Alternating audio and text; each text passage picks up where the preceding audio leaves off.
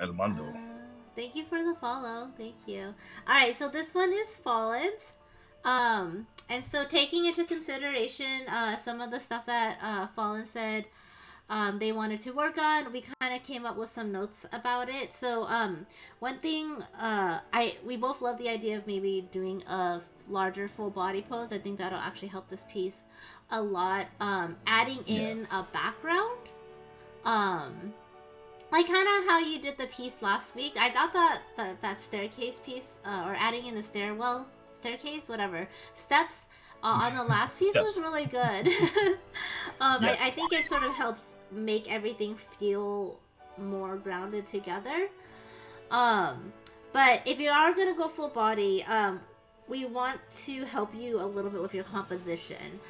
So first things first is the original drawing that you have, her elbow gets cut off. So you guys want to be really careful. I know it's hard with traditional. Trust me, I've drawn something too large, like I don't even know how many times. But sort of one of the things to sort of keep in mind is if you're going to draw off the edge, it should always be balanced. So if her elbow was going to go off the edge of the paper, then something else on the left side should have also gone off the edge of the paper. Otherwise, it kind of just looks like you ran out of room. So we are suggesting either to even it out or do more full body pose, or do like have them all fit together on one screen instead, kind of thing. So that's one thing. And then what were the other things, James? Well, you said like matching things like composition and cropping. Mm-hmm. But just emphasizing things like if you're doing like a full body pose like this, and she has like a really kind of like sassy kind of pose already with like her different like hand on hip, like one hand up in the air. So you can really kind of just play up like the sassiness of like the character and get a lot of like opposite body angles and stuff going on. Mm-hmm. So right now, like the original drawing felt kind of rigid, like very kind of sort of straight across, like shoulder lines, hip lines, just very kind of straight up and down. So you can deviate off like those really rigid designs and actually get some good angles going on. Like actually angle the shoulders completely to kind of mimic how the hands actually should be anyway, right? Like if you're kind of leaning in like one hand on the hip, that shoulder actually probably would be lower, especially if the other arm is up in the air doing a hand motion of some sort, right? So Mm-hmm. you'd naturally have like a tilt of the shoulders right there, right? And Mm-hmm. to sort of contrast that, then you can sort of then maybe angle the hips differently too, right? So it's about getting a lot of different energy and different lines going on here. So if the Yes. shoulders are angled one way, maybe angle the hips the opposite direction. You know, that lower hip is now actually raising upwards to meet the hand on the hip. So things like that. You can find a lot of rhythm and movement going on in the composition if you just kind of add angles Mm-hmm. to the into the study itself.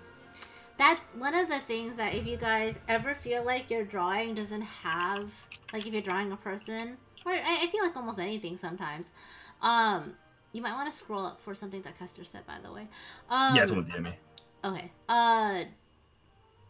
Just changing the different angles of the, like, see, even if your shoulders are like straight across, if you just tilt your hips, it'll automatically make the pose look so much better and look so much more interesting.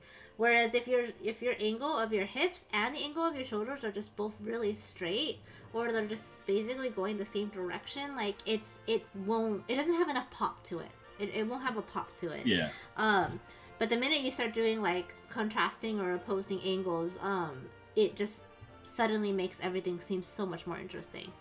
Yeah, no, I agree. So there's a lot you can do with this piece. I feel like I think the foundationally the original drawing was really well done. Mm-hmm. Um, but yeah, I think it'd be worth going back, exploring the idea of kind of pulling the camera out a bit more, getting more of the figure onto the canvas. I like Pam's idea too about incorporating some sort of basic background element just to kind of anchor the piece itself. Um, because I think your skill set too, like you shown us last week, that you're able to actually kind of evolve your pieces a bit more now, and you can kind of incorporate a more complex design to it. So Mm-hmm. I'd like to see you kind of continue that trend and actually, just push the composition a bit more.